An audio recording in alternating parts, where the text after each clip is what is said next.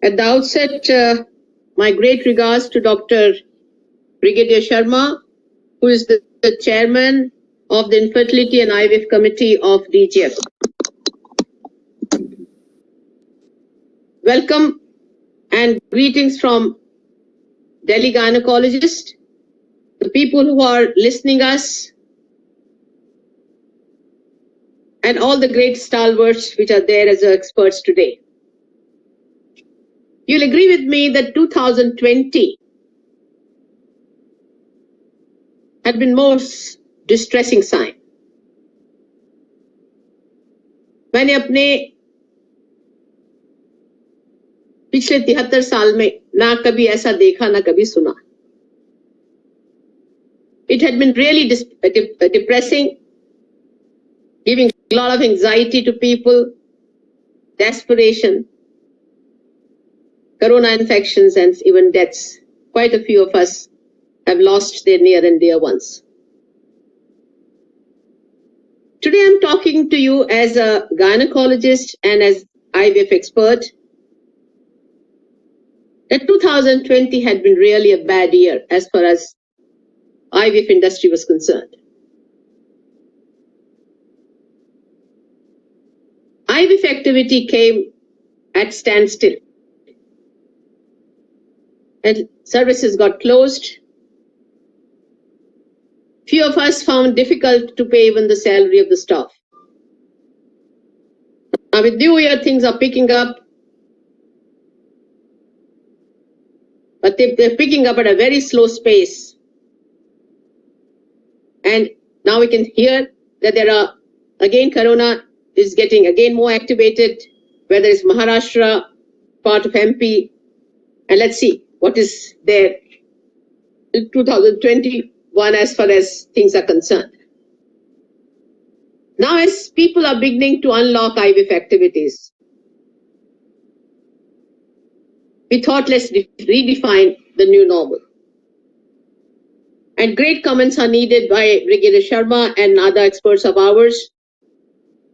And to make it interesting, I've tried to update little areas, and again I will require comments of the experts here.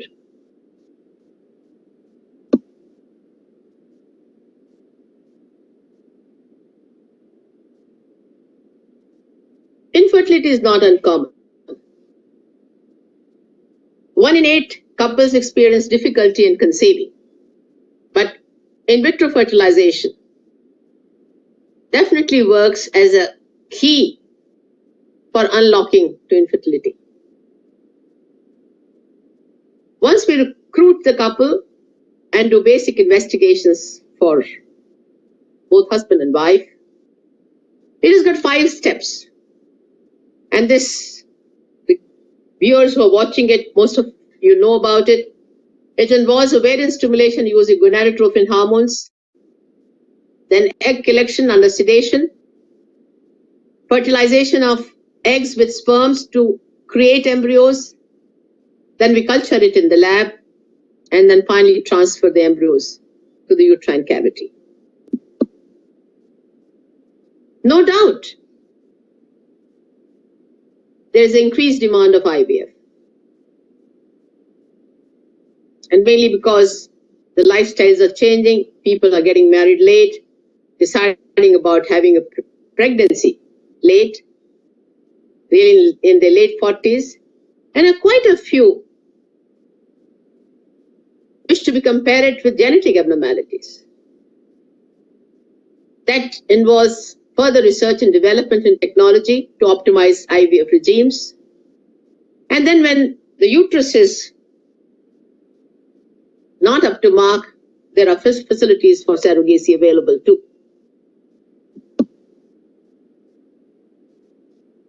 A word about which are the popular investigations in evaluation prior to IVF. As the technology is evolving, and that many tests come and go, but investment were in reserve prior to IVF. Among the blood tests, anti-Mullerian hormone stands tall. It's still compared with FSH, but you know that investigations is definitely not that popular as AMH. You know that it can be done any time and it is reproducible from city to city, from one clinic to another clinic. As for the other investigations are concerned, ultrasonography is indispensable. Not only it tells us about the reserves, ovarian reserve, which is advantageous in selecting the proper protocol depending upon whether they are poor responders, normal responders, or hyper-responders. It helps us to evaluate uterus, and beside that we have other tests which we do in the process like histoscopy, and I think mock transfer has become universal practice.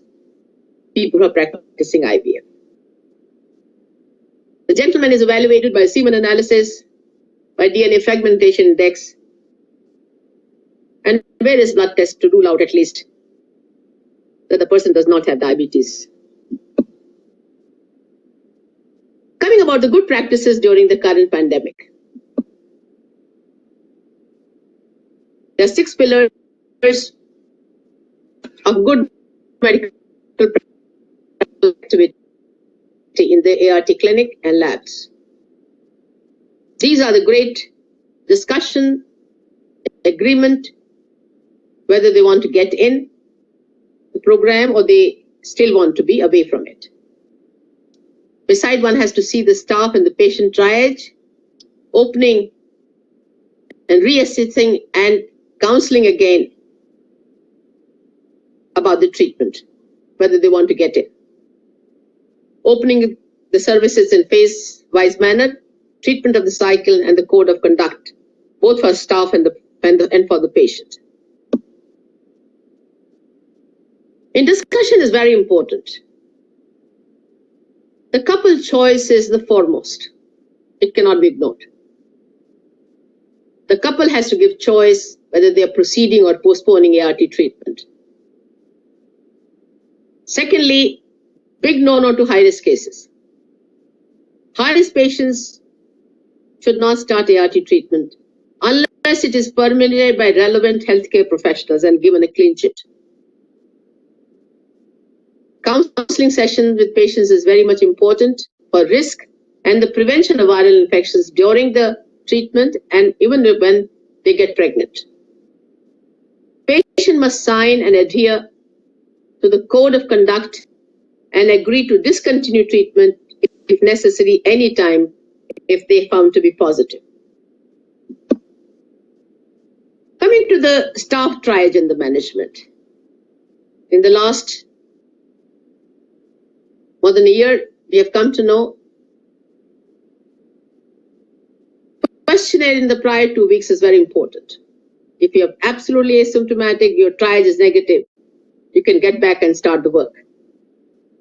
If triage is positive, it goes without saying that is an occupational hazard, and you self-quarantine, even you will close the lab also. But if you are negative, you can get antigen test done, you can even test your antibodies, and it is purely your wish whether you want to start or not. As for the patient is concerned, the questionnaire of the past 2 weeks prior to the start of the treatment is very important. If the triage is negative, patient is totally asymptomatic, you can include them in the cycles. If it's positive, they automatically get excluded. And in between, if the antigen test is negative, they have open mind.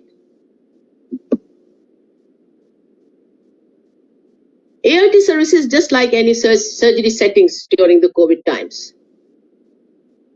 Even if for the OPD, we have to take due sanitation procedures, hand hygiene, masks, social distancing, and a very limited access to people. And thereafter also one has to see it from time to time that there is no reinfection. And in case if there is, there should be beautiful contact tracing. As for the the treatment of cycle planning is concerned, we all know it has got 4 components: ovarian stimulation, oocyte retrieval, embryo transfer, and cryopreservation. During the ovarian stimulation also, we have to see to it there's a minimum exposure of both staff and the patients. Minimum number of visits, but they should be monitored in an optimum way. Due care should be taken while doing ultrasound, using a proper vaginal probes and the tissue hygiene. In oocyte retrieval, patient if tested positive after stimulation,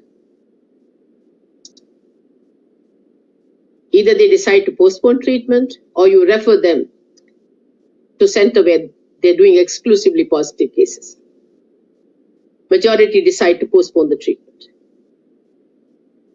The only exceptions are for oncology patients who have less time at their disposal, or patient at a high risk of OHSS. Embryo transfer, again, policy to apply freeze or all policy for all patients. Perform transfer only in cases of low risk in asymptomatic patients. Cryopreservation is totally a vapor game. Utmost precautions have to be sought by the embryologist who's doing it, that they protect themselves and using a high security straws while doing that.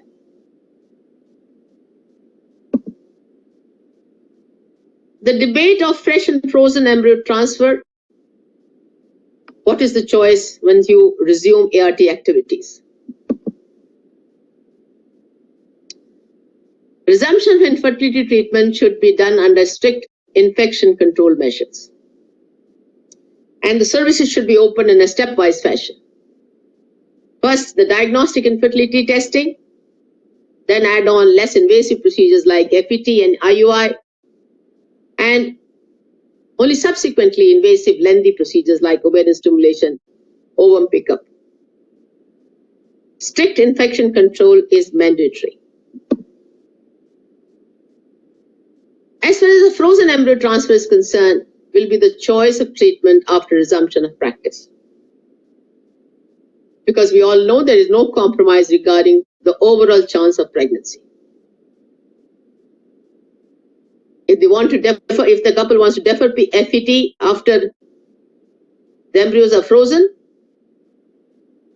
there is no pressure. They can wait for even several months. Ideal solution for women who cannot postpone their ovarian stimulation without incurring a risk of reducing their chance of success only have to be taken. The rationale behind success of frozen embryo transfer. I think Brigadier Sharma and other people will agree with me. In the last 5 years, I have seen that embryo transfers have disengaged from ovarian stimulation in the in IVF cycles. More and more FET cycles are done. The primary objective of FET cycle is adequate preparation of endometrium to receive the thawed embryos. Because it is felt that the cycle where the embryos are made, there is a supraphysiological hormone level achieved at the end of the control ovarian hyperstimulation. And that negatively affects the endometrial receptivity in fresh embryo transfers, and thereby it adversely affects the implantation rate. While in the next cycle, the adverse effects induced by the controlled ovarian hyperstimulation disappear, and FET can be done successfully in subsequent cycles. FET has got extra feathers in its cap. That it is seen that the risk of low birth weight, preterm delivery, small for gestational age baby, incidence of placenta previa and placenta abrasion is also significantly low in FET cycles. Let's talk in which patients FET is most advantageous. We all know about it. Now there is a fashion of fragmented IVF, that you make embryos in one cycle and you transfer in the other cycle. And this is more so in hyper-responders, where there's a likely of OHSS is there, or already there had been earlier features. If there is a history of endocrine and cardiovascular profile is at high risk, wherever you find that the endometrium has not picked up to 7 millimeter, because we all know that if the endometrial lining is 7 millimeter, is less than 7 millimeter, there will not be any pregnancy. So now I think the patient has also become wise. We cannot fool our patients. The endometrial lining has to be 7 millimeter plus, maybe more. People are hyper responders, again, require a fragmented IVF. And the patient undergoing PGT-A at the blastocyst stage, again, require a fragmented IVF. FET is beneficial in high responders, and it is seen that the clinical cumulative pregnancy rate and the live birth rate is higher after FET cycles in hyper responders. That is where 15 or more oocytes are retrieved. What about FET in a normal responders?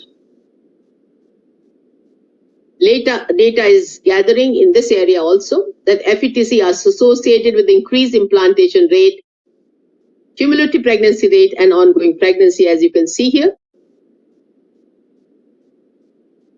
In a group where the oocytes had been 10 to 40, 15, FET had implantation of 30% and the pregnancy rate of 47% in comparison to fresh cycles. And same was seen, surprisingly, in a where the 4 to 9 oocytes were retrieved.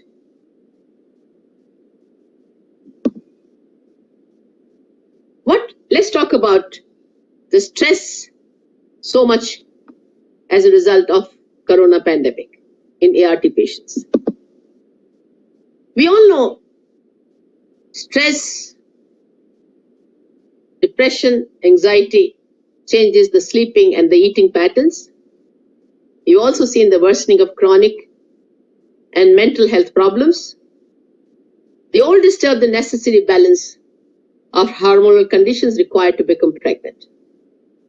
Automatic hormonal release elevates the heart rate, increases the blood pressure, causes physiological and psychological damage. What do we do? How do we handle? In my own practice, our team teaches them positive self-talk. When only 40% people are going to be pregnant, my number is going to be there. Always positive self-talks are very powerful.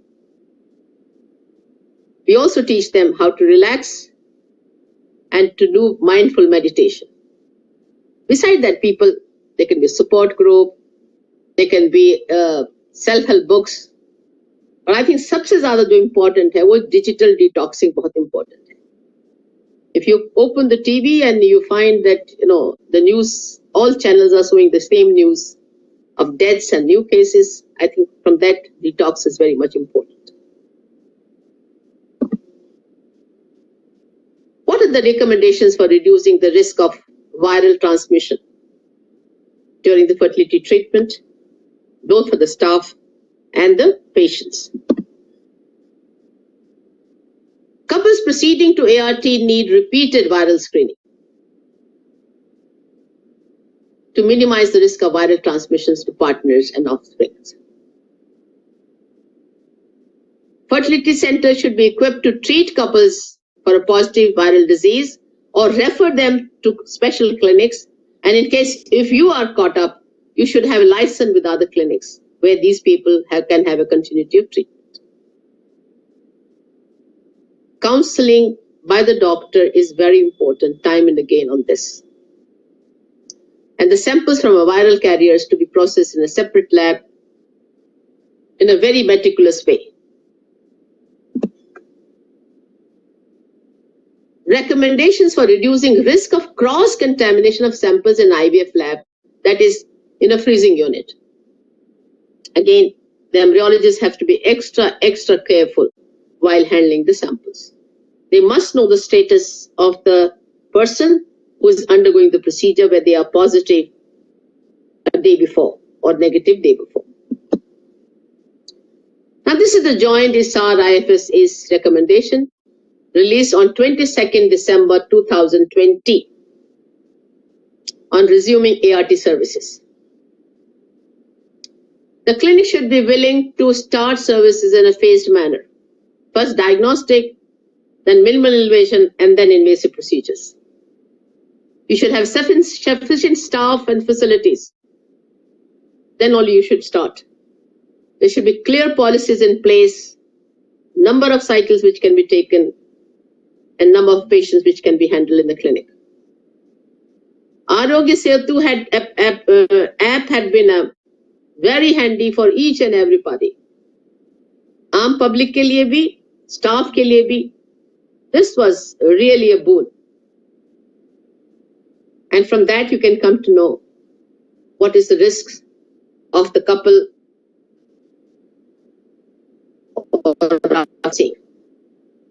your own risk. Fair and a scientific approach on making their policies, how to educate and train your own staff. Willingness to try patients and undertake only patients tested or screened negative as per the existing policy. You must have a close liaison with other clinics. In case if you become positive or your lab staff becomes positive, your other colleagues can take over your patients for continuation of treatment. And there should be a written code of conduct for patients and staff. Anytime they are positive patients, the treatment should be discontinued, and exceptions I told you about cancer patients and other things. So as for the patient selection is concerned, avoid high-risk patients, avoid third-party reproduction. The donors, the surrogacy cycles should not be done as far as possible. Start ART cycles for fertility preservation, cancer survivors' point of view, and prefer low-risk cases. As for the patient prioritization is concerned, the person has to decide depending upon their own emotional and mental well-being when they want to start the treatment. Are on the same things, again released in December 2020, more testing, more counseling, more counseling. Nobody should say that enough counseling was not given to them. ASHRAE details of guidelines are: decrease the number of patients treated, limit access to the treated patients only and not partners. They should not come with their partners. Increase patient and staff triaging and testing again and again. Limit staff exposure and allow more time between patient appointments. Sanitation measures are very important. Using masks is equally important. Use PPE kit extensively, liberally. Increase the use of telemedicine wherever the visits to the clinic can be avoided. Avoid embryo transfer and advice to freeze all should be our policy. And reaffirm the code of conduct from the patient. If there's an emergency, clinics may need to temporarily reduce or suspend their activities as a result of staff shortage or they become positive. All ART centers should have agreement with other centers to guarantee continuity of the treatment. The centers, in addition, monitor epidemiological data of their own area, monitor internal and external risk factors, which can hinder ART services. The clinicians must inform their patients about the risk of infection before and during pregnancy. Routine testing of asymptomatic staff and patients is mandatory from time to time. As far as the ashram is concerned, it is a repetition. Number of patients visits should be tailored, telemedicine should be used, and do take care of their mental and emotional well-being is very, very important. So every patient requires extra time. What about the vertical transmission of virus from mother to the fetus during the current pandemic? The chances of vertical transmission of virus is rare. Although evidence of vertical transmission is still unclear, it may be possible. The vertical transmission of virus, I just now said, is rare but possible. There are few reports have been suggested for vertical transmission. An infant tested positive, but testing took place 30 hours of age. So one can never be sure in case if the baby is positive. The analysis will be in favor of horizontal transmission and not a vertical transmission. The newborn tested positive for virus, the screening should take place within few minutes after delivery. Then only one can say it was a vertical transmission. Now, what are the protocols adopted in current scenario? You all know that for the last couple of years, individualization of treatment is the buzzword. You want to take the USP and the unique point characteristic of your patient, choosing the proper protocol, depending upon whether they're normal responder, poor responder, or hyper responders. Pick up a protocol which maximizes their chances of pregnancy and eliminating the avoidable risk resulting from ovarian stimulation.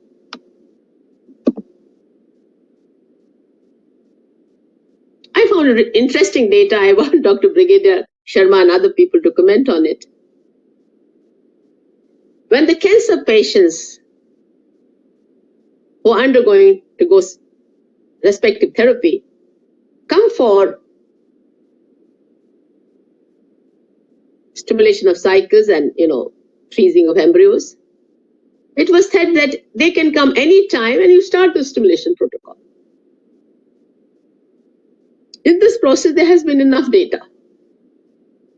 And now they find that this can be done for pregnancy outcome in a normal patient who are not these high-risk cases. And they found that the pregnancy outcome in stimulation done in a luteal phase cycle was better than when the stimulation was started in follicular phase of the cycle. So the evidence indicates that the luteal phase or a random start stimulation compared to the follicular phase stimulation results in a significantly higher number of mature oocytes, top quality of embryos, and higher live birth and ongoing pregnancy. So I will require a comment. For me, it is theoretical. The protocols which we all use are long protocols and short protocols. And again, in the last 5 years, more and more short protocols are used. Again, I will need people to share their views about the minimal stimulation protocol. Here you start on day 2 or 3, the HMG, in a relatively smaller dose of 150 to 20 to 25. And day 6, the clomiphene citrate is started in the dose of 100 milligram, plus you take the gonadotropins at the same time. And then HCG trigger.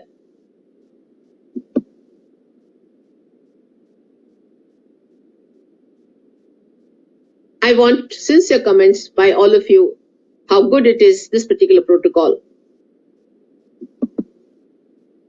We all know for the long protocol, pituitary desensitization takes place, higher number of oocytes and viable embryos can be cryopreserved for the FET cycles. But in a short protocol, there's instant blockade of pituitary LH secretion, shorter duration with the short protocol, and low risk of developing OHSS, which is the mainstay and the main advantage. And you find less injections, less trauma patients also. While minimum stimulation program, this clomiphene which is used, anti-estrogenic effect of CC suppresses premature LH surge. uses significantly fewer gonadotropin ampules than agonist protocol, and low risk of developing OHSs, limits daily monitoring visit by ultrasonography also in this group. Which are the newer induction of new protocols in the IVF? While reviewing, we found another things, the ultra-flare GnRH agonist or NTAG protocols. Useful in poor responders, useful in patients with repeated IVF failures, and patients with poor embryo quality. Any one of you who's using it, please come volunteer and share your experience. See this particular protocol.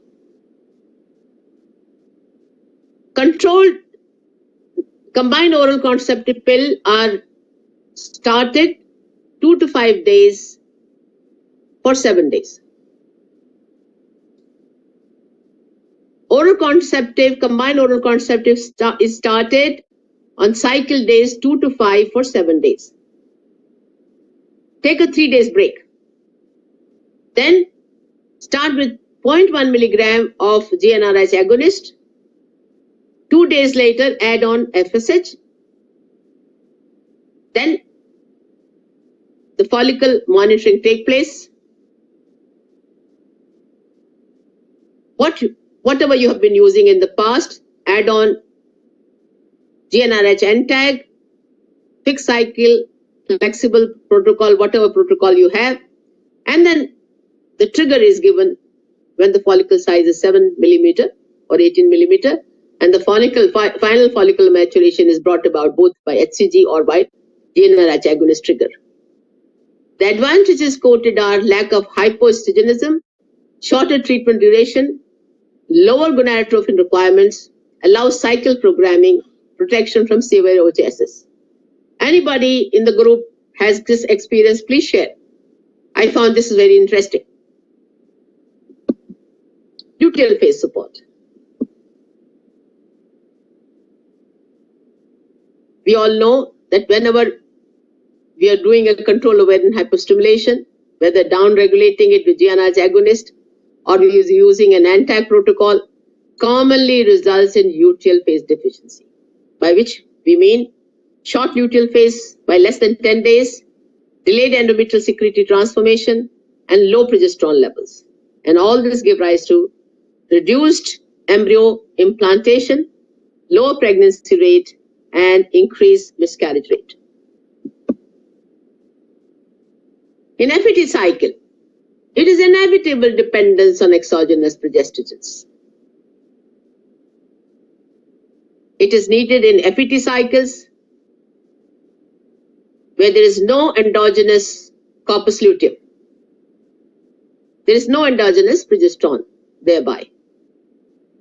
So, the only thing which is required for implantation is totally dependent on exogenous progesterone supplementation. What is the standard support, luteal phase support in fresh and frozen embryo transfer cycles? Options are luteal phase support by progesterone, which is standard, luteal phase support by HCG, but to be avoided in all cases where OHSS is suspected, and luteal phase support with GnRH agonist. I'm confused on this particular topic. FOXI has clearly recommended doses and the routes of administration of progestogens in ART cycles. If you are using oral, it is only oral dydrogesterone, 30 milligram a day. Vaginal micronized progesterone, if you have to use it, 600 to 800 milligram in divided doses. If you want to use gel, then it is 8%, 90 milligram once daily. And intramuscular injections, aqueous or oily preparation in the dose of 50 or 100. Which preparation are you using? Oral dydrogesterone is the right progesterone for LPS because in India, 40,000 cycles are performed every year. And if given choice, oral route is preferred by majority of the women. Obviously, but not oral micronized progesterone. That has no place. Does using a cocktail therapy for LPS see better results? I'm horrified. We use the cocktail. We use vaginal progesterone, we use oral dydrogesterone, we use HCG. जो भी कुछ मिलेगा सब कुछ use करते हैं. Zaire gave a very interesting combinations. He made 4 combinations. In one combination, he used only vaginal progesterone, micronized progesterone. Same doses. Second group, he used only oral dydrogesterone. Third group, he used combined oral dydrogesterone with GnRH agonist. And in fourth, he used oral dydrogesterone with HCG. No significant difference was found as the pregnancy rate was concerned in the 4 groups. The combination of oral dydrogesterone and GnRH agonist or HCG can be more suitable option compared to vaginal progesterone for luteal phase support in women with vaginal irritation and discharges at the low cost. It is understandable. Whenever there is vaginal irritation, oral will be much better. Again, I will like Brigadier Sharma to comment upon this cocktail vaginal luteal phase support. I wish to ask, in your clinical practice, when do you initiate luteal phase support in IVF cycles? LPS should be, luteal phase support should be initiated between the evening of the oocyte retrieval and day 3 after retrieval. If you started the support before the oocyte retrieval versus the day of oocyte retrieval, the pregnancy rate suffered. In before, when it was supplemented after the retrieval, the pregnancy rate was double. Day 6 versus day 3 after the oocyte retrieval, edge was seen in pregnancy rate when the oocyte retrieval was done on day 3. The evening of oocyte retrieval versus day 2 or day 3 after oocyte retrieval, there was no difference. So the window between the evening of the oocyte retrieval and day 3 after retrieval is the ideal time for initiating the LPS. Again, I wish to have a comment from the experts here. Does the period of initiation differ for fresh or frozen embryo transfer? We all know that in FET cycles, micronized estrogen is administered in the dose of 4 to 8 milligram for 12 to 14 days till the triple line is seen, and the endometrium is 8 millimeter or so. And then we add progesterone supplementation depending upon which day embryo we have frozen. For how long you continue, I think when there's a fresh or frozen cycles, everybody says this has to be done up to 12 weeks of pregnancy. One can stop at 10 weeks, but I've seen the practices to use it up to 12 weeks of pregnancy, which is the approved progestogens for luteal phase support. Here I just wish to tell you again that dydrogesterone is the only oral progestogens which have taken a due clearance from the drug controller of India. This is a new indication. The route of administration, the dosage is considered as a new drug for a period of 4 years from the date of permission which has been granted in 2019. Dydrogesterone is a new drug, luteal phase support, and others. There is a flood of dydrogesterone in the market. You have to make sure that those people also have taken approval as far as the new indication is concerned. So, to sum up, infertility is a common occurrence in the recent times, and IVF is the most successful treatment for infertility. FET is not only decreases the risk of OHSS, but also improves the reproductive outcome of IVF treatment. FET policy should be individualized in line with modern patient handling approaches, especially in the corona times. And oral dydrogesterone is effective in infertile women undergoing IVF, irrespective of the cause of infertility or the number of factors contributing to infertility.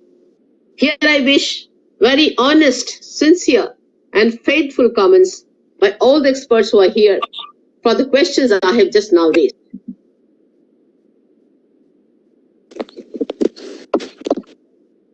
Thank you very much, ma'am. It was really excellent talk. And now I'll ask Dr. Sharma to put a light on certain questions which ma'am has raised. And definitely we all want to hear about that. Over to you, sir. Thank you, ma'am. It was a really excellent topic and a contemporary topic, because we all are starting the IVF programs, and many areas which are very still in dark. Madam has put a light to those areas also, and I'm sure all those who are listening or who have listened to this topic who would have benefited by Madam's talk. Now the question is, the first was the stimulation anytime of the menstrual cycle. Now, see, we have to see where we are practicing, whether we are practicing in the government setup or we are, practicing in a private setup, whether the patient is paying for the treatment or the, insurance is paying for the treatment. And secondly, whether we are doing this IVF because of some other associated comorbidity like malignancy and all. In a normal patient who is paying for herself, she would like that, we do the standard protocols for her rather than, trying these new protocols, which possibly you can try in a government setup or in the, some third party agency is paying for it. Because the success rate and the number of oocytes and may not be as good as the standard IVF protocols, because these are newer protocols. And secondly, many of them, these protocols may require freezing of the embryos, which will be possibly an extra cost to the patient. So keeping everything in mind, I don't think the time has come for us to shift from a standard agonist or antagonist protocol depending on medication to these shorter protocols or anytime stimulation protocols, except in cases of malignancy, where we have to do that way. The next is that regarding this progesterones, Madam had asked, put up a very valid question, whether we should give only a single protocol from a single route, or we add progesterone from 3 different routes. Now, there is something wrong with our ethnicity or whatever you call it. The Indian woman would not behave the same way if you try to copy the literature and with the single route of gestation and the dosages mentioned. Like the injections which are mentioned in the books for luteal support, which is half the dosage which our patients require. So, for that matter, say the aqueous preparations are there, where the 25 milligram is quoted as a standard dose, while our patients will not be adequately, progesterone with 25 milligram. We may have to give 50 milligram. Then, secondly, we have to see the compliance of a patient.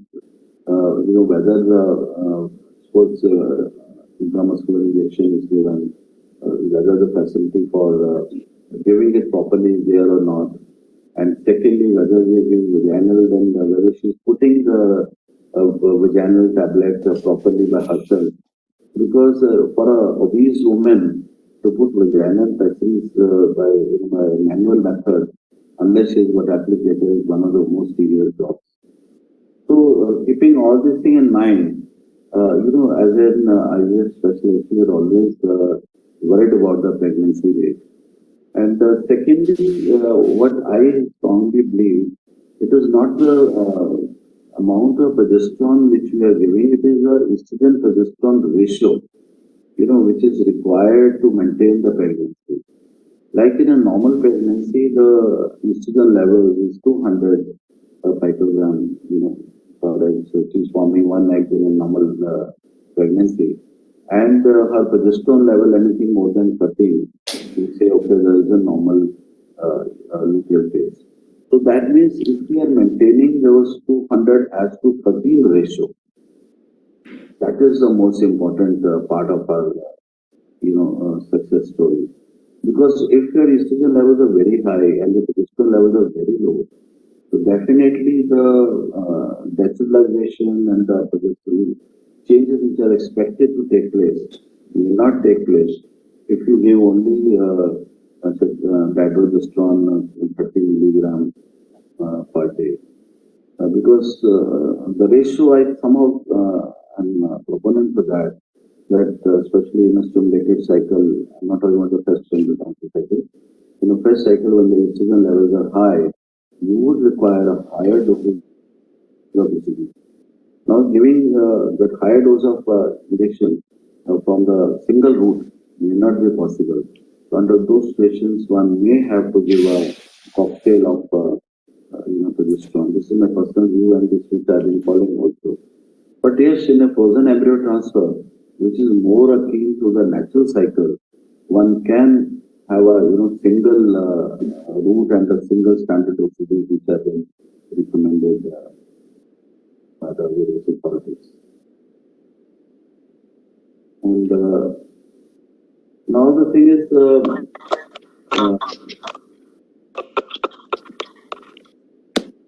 there are another few pertinent points which Madam had brought up. Like we have to take a certificate from the couple in the beginning only that they're willing for the treatment and they understand the implications. And secondly, they also know that the cycle may be cancelled anytime if they catch the infection. They should not like to start the stimulation. And you find that the patient after 5 days or 6 days or 9 days of stimulation gets a COVID positive. So you can't go ahead with it. You have to stop it. So she should not blame you. Okay, I spent so much of money, and who is going to pay for that money? She should understand that. Now, if a woman gets an infection, naturally we have to cancel the cycle. But suppose a male gets an infection and the female is negative, and they have maintained the quarantine at home, and just 48 hours before the home pickup, you have done the COVID test, which is RT-PCR negative. You can go ahead with her stimulation and do the home pickup and freeze the eggs, and subsequently, one can do the fertilization and do the embryo transfer. So after the transfer, also we have to counsel these patients that because of the hormones which she's taking, these are all pregnancy hormones. Her immunity may be little affected, so she has to take more precautions.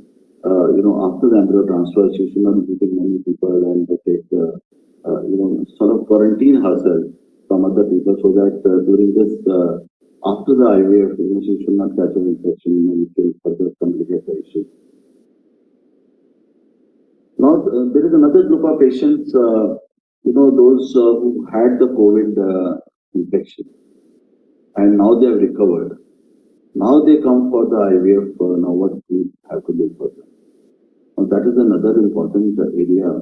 Whether the male had the infection or whether the female had the infection or both of them, they recovered, and now they want to come. There are some long-term effects of COVID infection also. So before we take them for, because otherwise they are now already immunized, and if you see their antibody titers are there, but the pathologies which are little subtle and still lingering on in the body. So we should take physician clearance for these patients also after the COVID treatment. That yes, we can take them for IVF or not. And then a patient who now, since the immunization would start, the general public will take the injection. So they're coming to us and asking whether they should take the vaccine or not, or they should wait. I think unless there is an emergency, low variant girl and all, we should encourage all of them to go for vaccination and wait for at least 3 months and unless there are the indications, to wait, and only then we should do the IVF for them. Otherwise, we in hurry if we do the IVF and the catch-up infection, we'll end up with the same problems again. Now, other issues with us as an IVF specialist. Now the patients are taking advantage of COVID, this thing, and emotionally blackmailing the IVF specialist. Please do my IVF, but I don't have the money, and do this and all this thing. I don't have your. So I think somewhere we have to draw that line also. That just because the number of patients are less, and we should not say, okay, I'll do it in half the rate or less than that. But then somewhere you'll be cutting the corners, because there is some standard cost of the treatment. You have to pay your staff, everything. So that is another issue which, as a specialist, we also have to see. I think these are some of my observations which I thought I'll share with you. I may be wrong, but if there's something more or somebody else wants to add on to it. Madam, please unmute yourself, ma'am. Sir, I would like to say something. Yes. I'll just take Aruna. We always keep one semen sample frozen for these patients earlier. So in case if we have done it, we can definitely make embryos and keep it there. Yeah, if we are frozen. And otherwise, another issue is that what I feel is that now in this corona times, we have frozen embryos and we have a pre-corona embryos with us also. So we should keep them in a segregated containers. So, we can buy some new containers for these type of, patients in this time, because many of them maybe in the window period, you never know. So better to keep the previous embryos in a separate container and the fresh embryos, even in a COVID negative patient, separately. Sir, there are many poor responder patients who have already waited due to corona for a year, almost a year or so. And suppose recently they got COVID positive. Now, how are you going to handle them? Because if you prolong the cycle even longer, they may lose their eggs. The further number will be reduced. So how much time you are giving them after recovery from COVID for the pickup? So the thing is, firstly, they should be discharged from the hospital wherever they are admitted, and they are physically, fit, and their HRCT and all shows that the lungs are all right. There is no remnant patches in the lungs and all, and they take a medical clearance. So then we can go ahead with the stimulation of the patients. You may not transfer because you still don't know. Because many patients may have cardiac problems, some other problems later on, which really get more complicated during pregnancy. So these poor responders, if I have to handle them after the corona infection, I would say, okay, take the clearance from the physician, and I do the pickup, I freeze the embryos, and then afterwards, after 3 months, 6 months maximum, I will transfer them. But I would not be in a hurry to transfer embryos, because aim was to get the eggs out before they probably go into ovarian failure. So you discharge the embryos and then wait for some time, because still we do not know what are the immediate or long-term effect of the post-corona infection. And pregnancy would definitely complicate those issues. Right. So, but have you noticed a poor quality of egg and sperm following COVID positive patients? I mean, those patients who have become positive. Have you noticed it, sir? No. The thing is, unless the patient has got other reasons, by as such, I have not done any. I've seen literature where they would say that it will reduce the quality of the egg or the sperm. Unless there is a reason, this is the old case of tuberculosis, endometriosis, other reasons, or her age. Because the viral infections, now how does it affect the males? Is basically by reducing the spermatogenesis. So you may get a poor numbers of the sperms. Okay. That is what you may get it.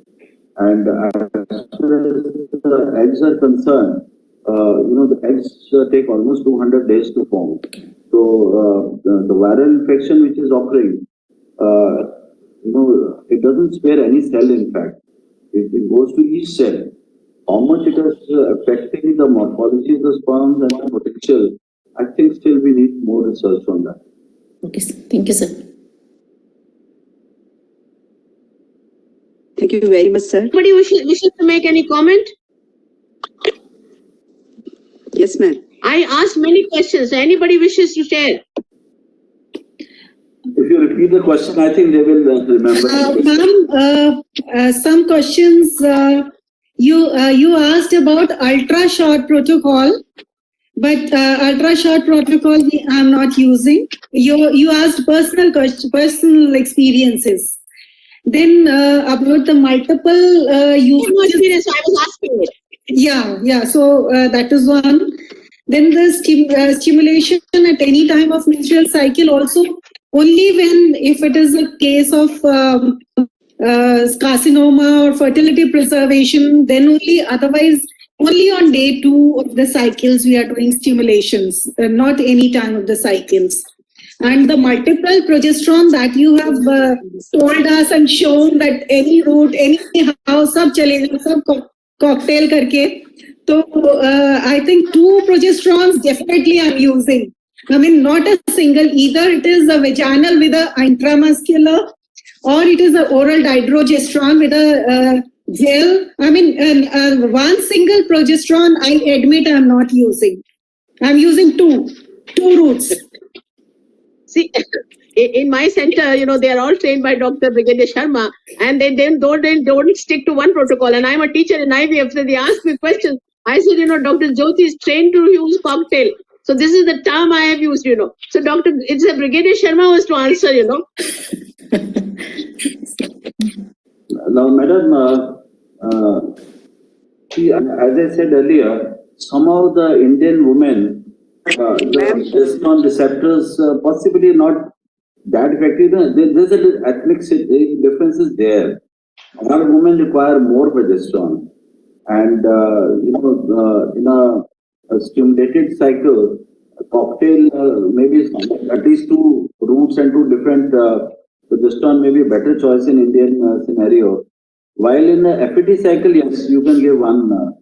And as I said earlier, also the ratio between estrogen and progesterone is which is important. So stimulated cycle estrogen levels are very high. So maybe you require higher progesterone to bring out those progesterone changes in the endometrium. Sir, I'm confused about using of Antag, on the day 6 or day 7 from the pickup. What is your view on it? I find in one meeting I go, I find everybody's thinking about it. Other person said, no, this is useless. So please comment on that. Yes, the thing is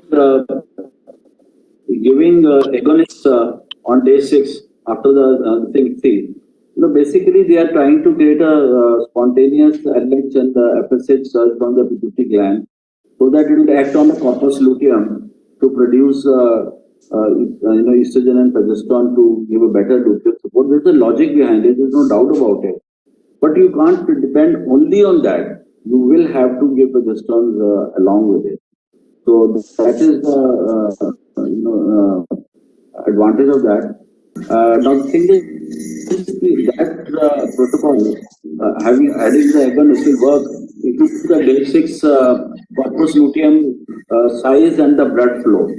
If the corpus luteum size and the blood flow is not optimal, then possibly adding agonist will not help you.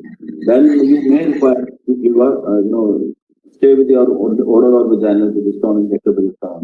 So there's a little practical thing that you do the ultrasound on day 6. If you're doing a research on this, and see if the corpus luteum flow is poor and the size of the corpus, and then it will not work. If the size is normal, then agonist on day 6 will work.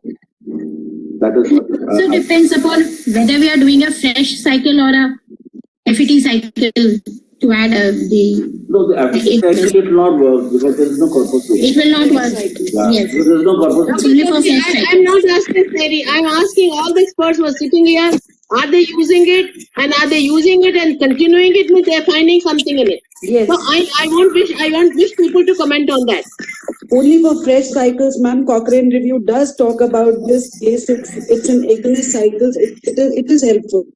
This paper had come long back in human reproduction, and we've done it many cycles. We've done whenever it's a fresh cycle, and it does help. It is mentioned in corpus luteal support.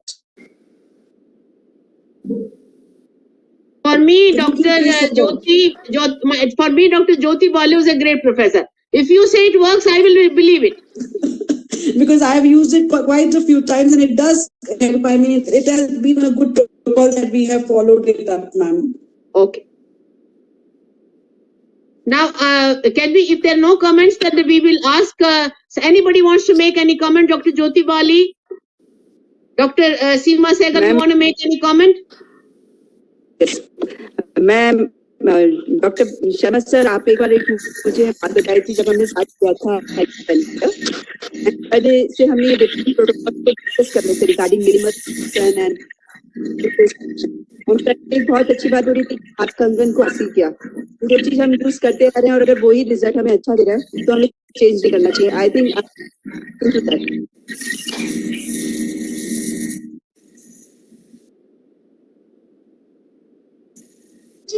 We couldn't hear it properly. There's some breakage in the voice. I think हम लोग अब hello Yes. Yes. Sir आपने बहुत पहले एक बात बोली थी आपको अच्छा कि जब हम प्रोटोकॉल्स यूज करते आए हैं if you are getting a good result I think we should stick to that.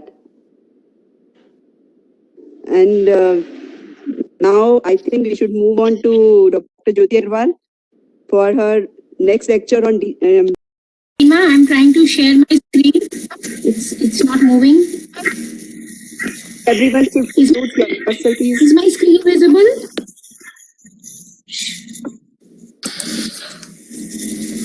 No, ma'am, not yet. You need to click on the share option once. मैंने Now click किया sir. Yes, ma'am. It's starting to load now. Okay. It's visible, ma'am. You can just put it on the slideshow mode.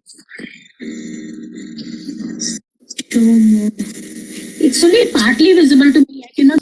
Yes, ma'am. Yeah, very good afternoon, friends. It's a very brief introductory talk on sperm DNA fragmentation, just to unfold the topic for the experts to discuss later on. We all know male reproductivity. I'll just drag it down. Yes. Reproductive dysfunction is the sole or maybe contributory cause in almost half of the couples presenting for treatment of infertility. And today, as the knowledge in male infertility works, it has opened up a new Pandora box, and normal semen parameters has gone beyond semen analysis, and we need to see for DNA fragmentation index. Sperm DNA integrity is a very powerful tool to know the health of the sperm, or in other words, the most common cause of a poor sperm health is DNA fragmentation. And all of you will agree that poor ART outcome is correlated with a high DNA fragmentation in sperms. What is DNA fragmentation? It is simple breaking or separation of DNA strands into pieces. And genetic integrity of spermatozoa is very important to have a euploid normal embryo development. The sperm DNA damage is a useful biomarker for male infertility diagnosis, as well as to predict an assisted reproductive outcome. And here it helps to counsel a patient. We have evidence in front of us so that he understands where did the things go wrong. And it is also associated with, we all know, with reduced fertilization rates, poorer embryo quality, poorer pregnancy rates, higher rates of spontaneous miscarriage in case she becomes pregnant, and higher incidence of childhood diseases.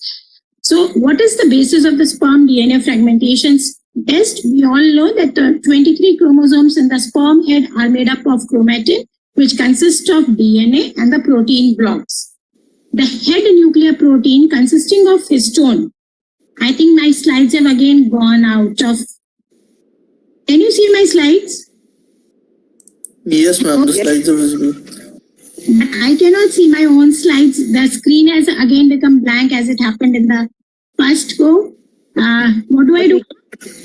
You can see. I will read it up. If I change, you can see. If I change, is it Yes, change? ma'am. Yes. Okay, then I can open the slides from the laptop and I will talk from दो. Just a minute, if you can give me a minute. I don't know why it is happening like this. No, the basic idea is, I just wish to know that we've been using this particular test for last, can you hear me? Just Yes, ma'am. Yes, ma'am, you're audible.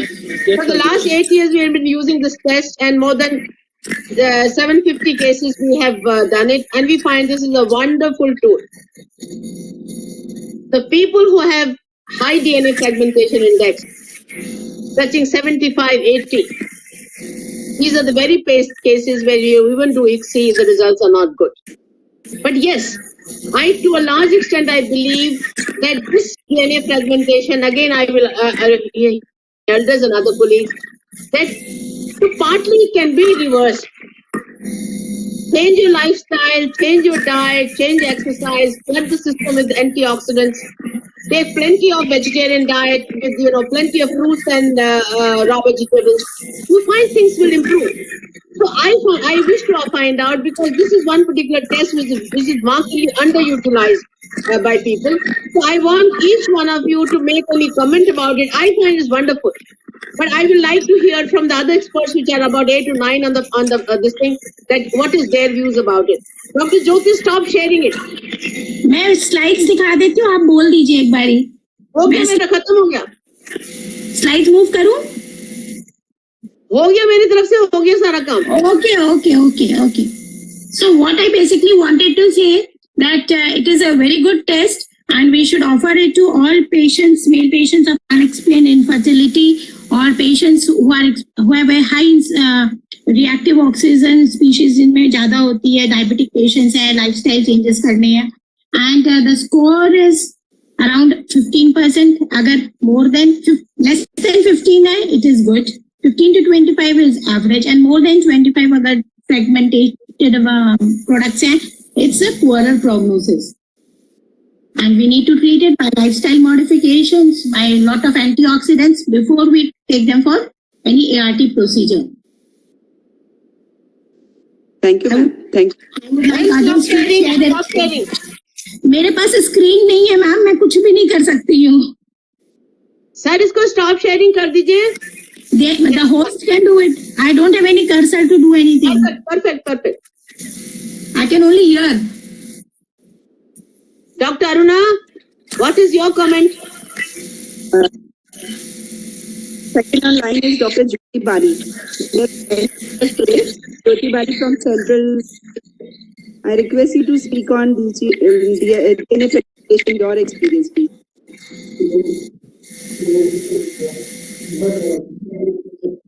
Dr. Jyoti Bari, are you there? I think she's not there. वो कुछ ना meeting में problem हो रही है. I have got 2 case reports to for my views, to share my views. I'm just sharing my screen. It has got few slides. Can you see my screen? One of patient of mine, 32 years old. She's a housewife. Husband is a businessman. Both of them have a sedentary lifestyle. Got married in 2015. She had one pregnancy termination 13 weeks at Rajasthan. And the reason was subcutaneous edema found in NT-NB scan. The POC of karyotype was normal. The post-pregnancy termination investigations done were thyroid was 3.5, rubella IgG positive, CMV IgG positive. Semen analysis was absolutely normal, except that it was a viscous sample, 64 million count and 56% motile, and 20% rapidly progressive. This patient came to me in September 2020. NT-DP was positive. She was started on Thyronorm. She again conceived in December 2020. Am I audible? Yes. Hello? Yes, okay. The beta HCG at 5 weeks was 604. She developed spotting at 6 weeks and beta HCG was 904. So that means it was a very slow growing pregnancy, and in TVS the gestational sac could not be seen. At 7 weeks, beta HCG was 200 and it was showing a downfall, and it was a chemical pregnancy. Now, all the investigations done post-abortion were normal. Husband's viral markers, TSH, HbA1c, everything was normal. Even the karyotype of both partners was normal. Now, the couple really wanted to know what was the cause of a chemical pregnancy. I just ordered a DFI for the husband, and now it was my turn to be surprised. His DFI was 55%. So I would just like to mention that even if you have a absolutely normal semen count, this DFA can sometimes really give a clue what to do. So it was very easy for me to convince the husband, and he really agreed for the lifestyle changes and other things. And I'm still waiting for to plan their next cycle. My second case is a case of secondary infertility, and she is 37 years old female, husband 41 years. She had a cesarean section in 2012 and a healthy female child. She has got regular cycles, average flow. She came to me on day 9 of the cycle, and uterus was retroverted. AFC was 10. So at the age of 37, her count was good. The ET was 6.4 triple. So it seemed normal. Her AMH was 2.1 nanogram, which was perfectly all right. FSH/LH was 6 and 8. Husband's semen showed only 12 million. The count was only 12 million per ml. 50% of them were motile, but none of the sperms were rapidly progressive. And morphology was only 5% normal. And there were 2 million pus cells. Husband's HPLC was 8.2% and TSH was 8.4%. Husband was aware that he's diabetic, but he never took treatment seriously. I advised him to do the DNA fragmentation. He refused.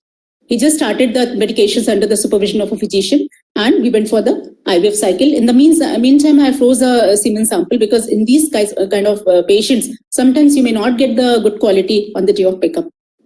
In OPU, on the day of OPU, 11 oocytes were retrieved. I prepared the semen with microfluidics, because when in a diabetic patient, the semen should be, the sperm should be there should be minimal handling of the sperms. So I prepared the semen with the microfluidics, and there were 3 good quality embryos on day 3. On day 4 also, she had 2 good qualities embryo, 1 average quality. On day 5, she just formed a single blastocyst. So we went ahead with the blastocyst transfer. In this patient, and just to tell you the outcome, this pregnancy failed. For the next, I watched the remaining embryos till day 7, and on day 7, I found 2 good blastocysts, which were vitrified. And in the next cycle, I thawed these blastocysts, and they formed excellent blastocysts 3 hours post-thaw. We went ahead with the transfer. The outcome was the pregnancy test was positive, and there were twin gestational sacs seen at 5 weeks. At 6 weeks, there was cardiac activity in 1 fetus, and in second sac, there was no fetal pole. But at 7 weeks, cardiac activity disappeared. Medical termination was done. And now this time the husband was ready to get the DFI done. It was 35%. And incidentally, I also ordered her endometrial aspiration, which revealed epithelioid granulomyle histopathology. So the take-home message is that high sperm DNA fragmentation is an important cause of early pregnancy loss. It is also associated with implantation failure, impaired embryo development, and higher miscarriage rate in IVF-ICSI. You can see this patient, she did form 3 good quality embryos on day 3. But as we proceeded, the blastocyst took longer time to form. She formed 2 blasts on day 7. So it was very apparent from the beginning that these embryos are delayed. And now we know the outcome. So in my experience, I was not very much in favor of this test till some time ago. But lately I realized that it's very important test, especially to convince the patient and to explain about that when there's a poorer outcome. I mean, you have something to offer them.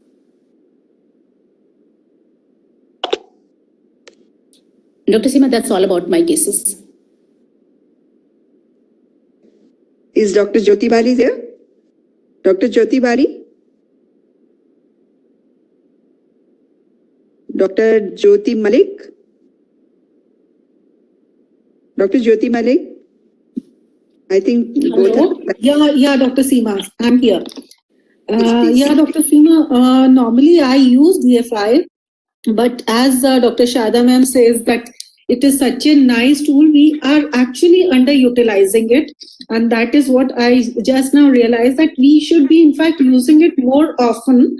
Though I use it only when there are recurrent IVF failures, or if it is a recurrent early pregnancy wastages in my IVF cases. As Dr. Aruna was just pointing out that the patient conceived, the fetal heart was there, and then the patient, then she had a missed abortion, then the fetal heart disappeared.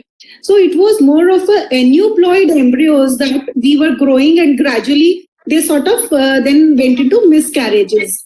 So if the counsel is, if we see on morphology, on the semen morphology that it is not good, then we do a DFI. We are not doing it very routinely, though it is not, if we take a kit, it is around 6,000 and it does not cost that much.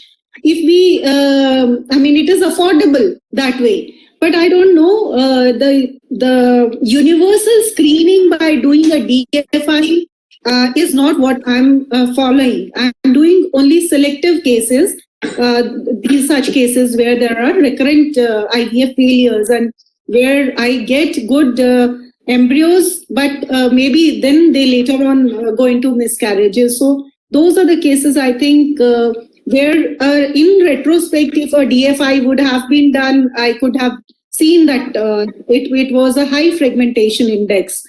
But otherwise, I think it is something we should focus more often. That is my viewpoint. Sir, आप क्या कहेंगे? Yes, some very good points have been brought up by Dr. Abdullah. She mentioned that the embryos are very good till 8 cell and day 3, and that subsequently there was a delay in the blastocyst formation. Why does this happen? I just want to explain that. Now, up to 8 cell, actually it is only the maternal genome which is working. Each species has got its own cell block. The human beings have an 8 cell block. That means up to 8 cell, it will be the maternal genes which will be operating in the cell division. And subsequently, the male genome also starts participating. And anything happens after 8 cell, you can somehow contribute that to the male factor.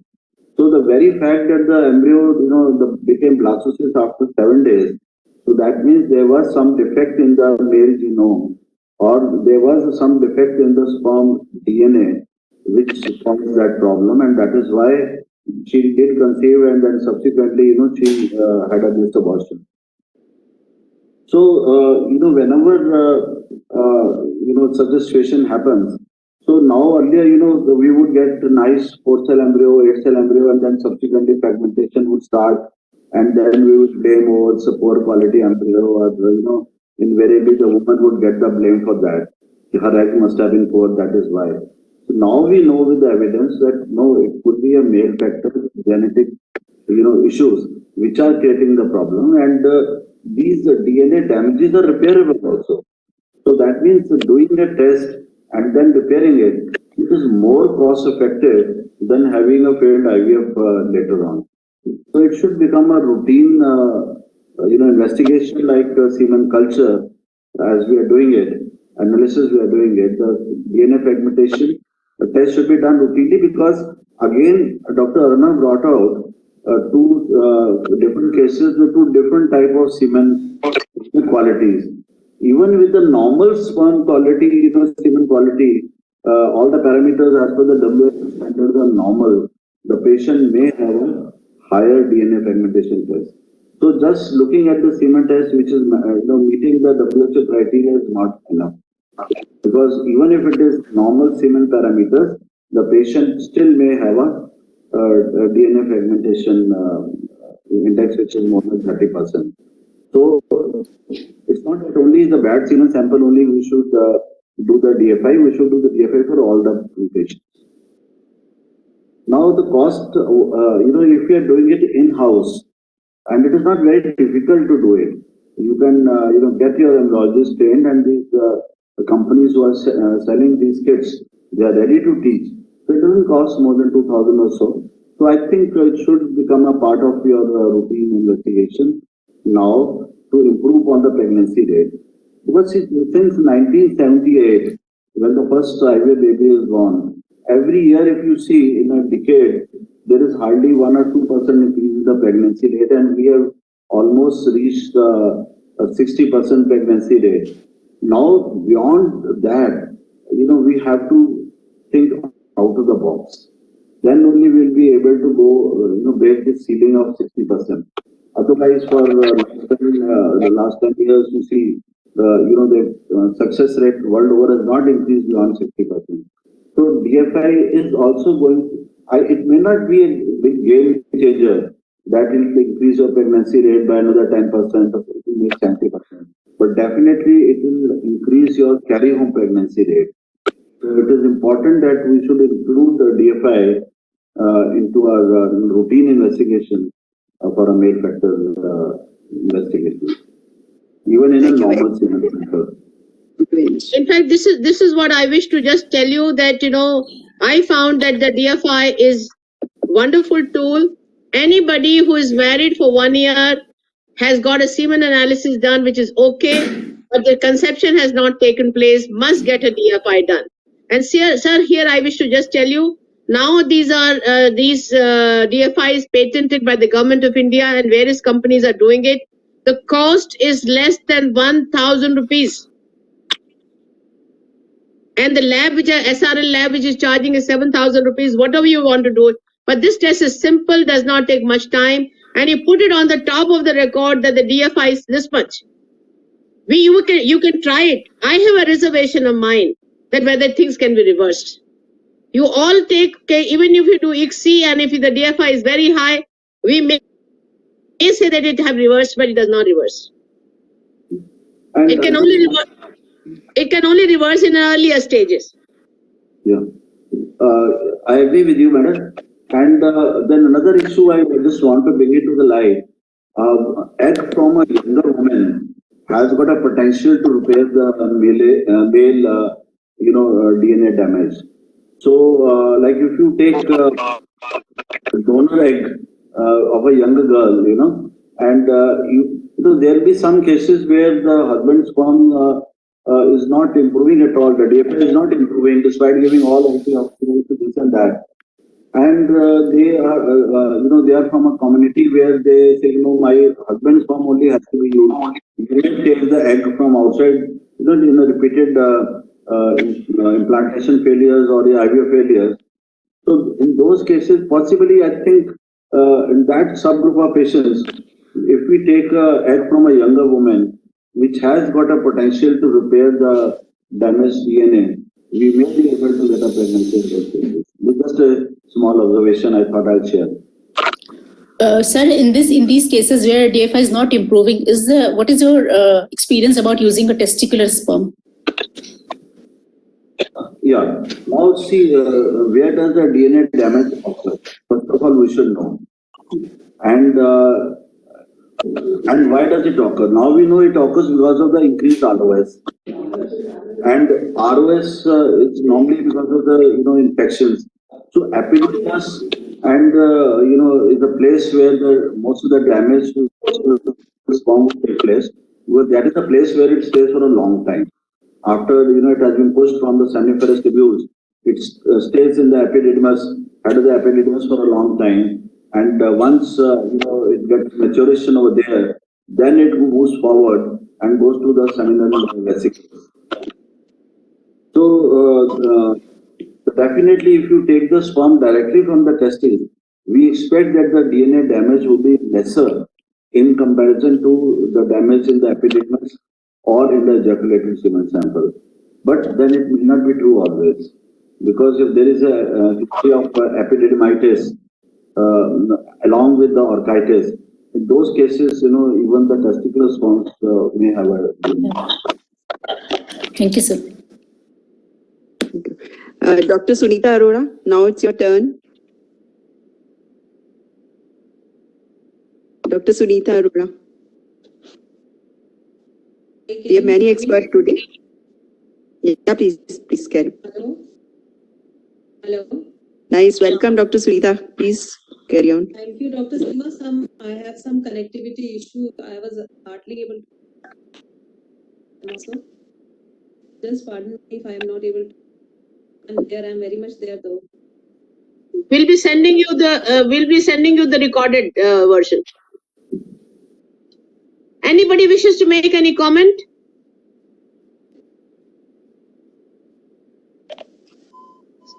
This particular meeting will be there on the 20th of every month.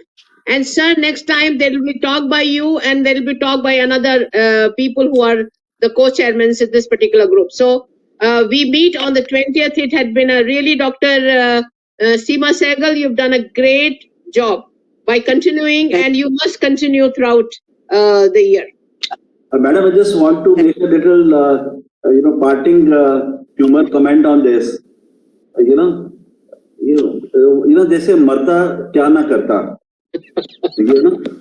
So now what happens in IVF, there are many situations, we have to do this also, that also, because otherwise the patient is going to catch your neck and ask so many questions. Now, I'll just give you one situation. In the armed forces, when I was working, so suddenly there was no supply of HMG. I had already started the stimulation of a patient and I did not have any HMG. Now what to do? Cancel all the patients or what to do? And what I did? I switched over to SCG injection 200 IU. So I diluted it and gave, instead of HMG, I gave that 200 IU of SCG injection and I continued the stimulation and they found nice eggs also later on. So what I mean to say, there are situations which you can do it in a government setup. In a private setup, you cannot, do all this anytime stimulation or a very ultra short protocol, this and that. But yes, there are possibilities. Sir, problem हमारी क्या है? We are teachers. Sir हमारी problem क्या है? हम अपना experience नहीं share करते. हम जो वो अंग्रेजों ने लिखा है वो चीज शेयर करते हैं. That is the problem. That is why I wanted to share. If a situation happens, the husband runs away, he doesn't want to pay, and the woman is already half stimulated.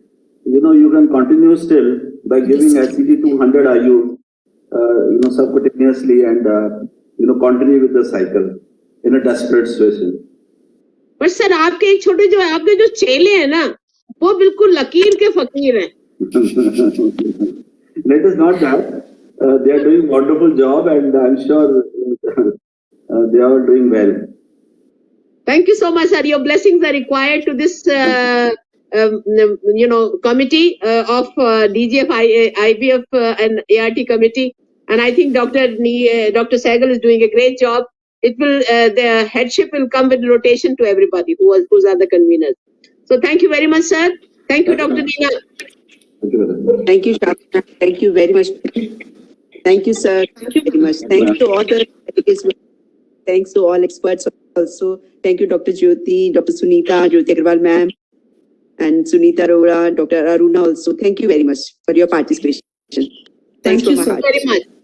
Thank you, Dr. Sharda Jain ma'am and Brigadier sir. It was wonderful, very, very nice and practical inputs that you have given, sir. Very nice.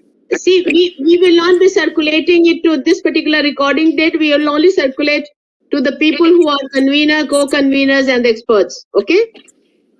Okay. Thank you. Thank you, ma'am. Thank you, sir. Thank you, ma'am. Good day, all of you. Thank you, sir. Thank you. Thank you, sir. सीमा जी आपको अब next month के लिए तैयारी कर लेनी है. हाँ sir को मैम दे देते हैं टॉपिक. ठीक है ma'am. Thank you. We are thankful to Abbott people. Thank you, ma'am. Thank you. Thank you, ma'am. Thank you, ma'am, for great support and talk.